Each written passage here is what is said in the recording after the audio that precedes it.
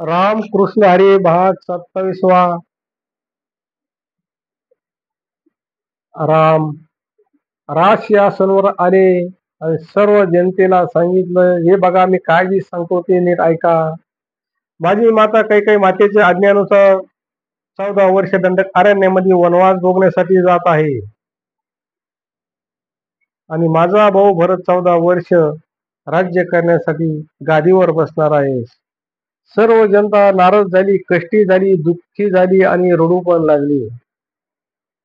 राम वनवासाला जाणार आहे, राम वनवासाला जाणार आहे.